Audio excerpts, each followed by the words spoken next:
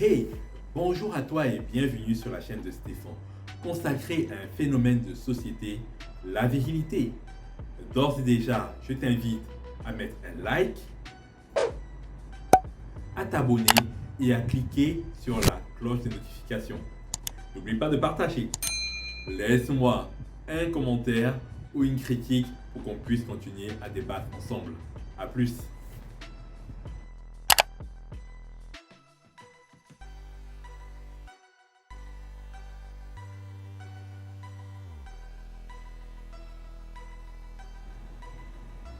Voilà.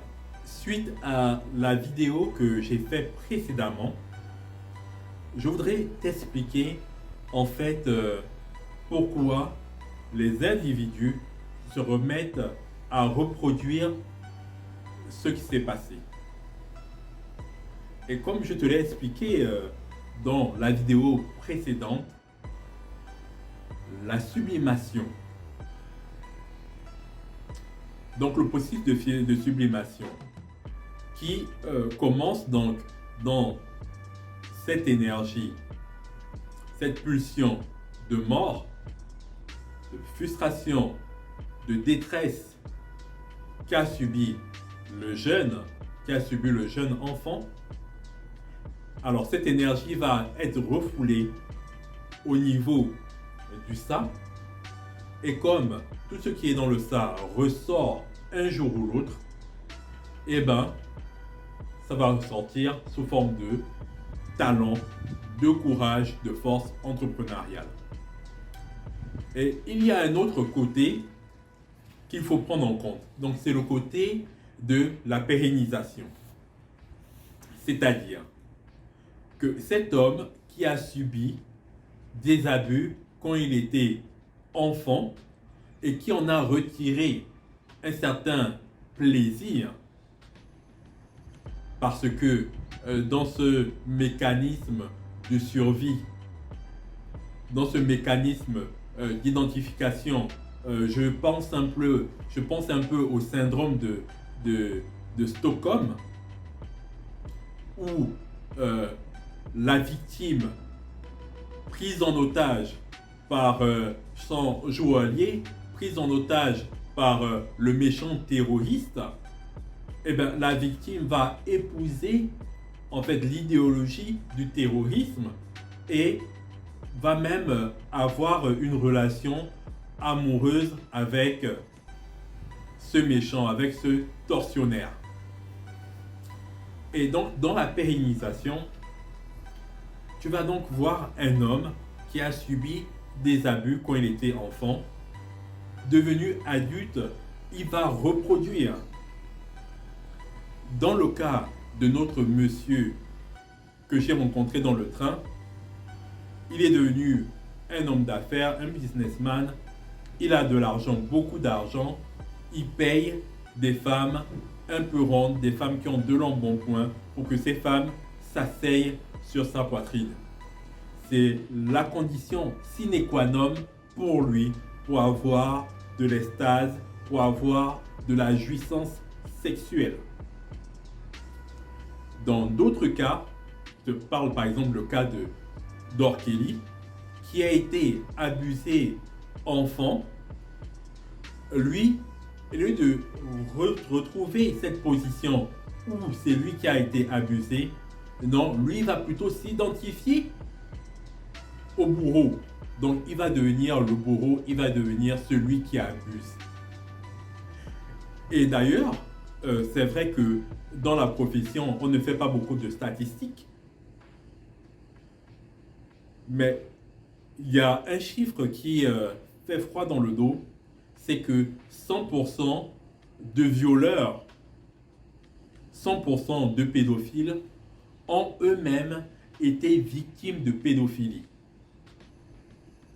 Je ne dis pas que tous les enfants qui ont subi des atrocités, qui ont subi des abus, qui ont subi de la pédophilie quand ils étaient enfants, vont devenir à l'âge adulte des pédophiles.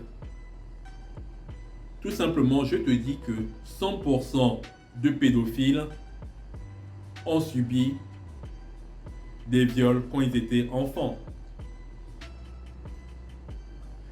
Et donc, ce phénomène, on l'appelle la pérennisation.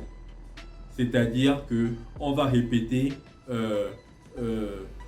cet événement douloureux qui s'est passé à un moment donné dans la vie. On va le répéter et le transmettre aux générations futures. Voilà pourquoi je te demande de partager ce genre de vidéo pour que soit l'homme qui a subi des atrocités quand il était petit ne va pas reproduire chez d'autres enfants, et les enfants, et d'ailleurs si toi-même tu connais un frère, une soeur, un cousin qui a été violé enfant, tu peux commencer à faire attention parce que l'énergie, cette mauvaise énergie qu'il a accumulée pendant son enfance, il peut la reproduire de nouveau sur ses enfants à lui ou sur d'autres enfants. Partage la vidéo. Voilà. Donc, c'est la pérennisation. Donc, c'est ce processus qui va faire que les atrocités qu'on a subies enfant, on va les reproduire en tant que bourreau sur d'autres enfants. Ou les atrocités qu'on a subies enfant, on va les reproduire toujours en tant que victime, en devenant donc un masochiste en étant adulte. D'ailleurs, j'ai discuté avec un jeune homme africain. Et ce jeune homme africain, il est homosexuel. Et en discutant avec lui, il me raconte que, en fait, la première fois qu'il a eu une relation homosexuelle, il n'avait que 7 ans. Et en fait, il a été abusé par un cousin qui était bien plus âgé que lui. Un cousin qui avait peut-être 17 ou 18 ans. Et c'est ce cousin qui l'a attrapé, l'a sodomisé. Et c'est devenu une habitude. Alors, cet homme, devenu adulte, tout simplement, il est devenu homosexuel par la force de la pérennisation. C'est-à-dire qu'il a subi quelque chose d'assez douloureux quand il était enfant, mais cette chose-là, c'est devenu sa forme de jouissance. Et il devient comme ça homosexuel. Bon. Laisse-moi des commentaires ou des critiques et surtout, n'oublie pas de partager la vidéo. A plus.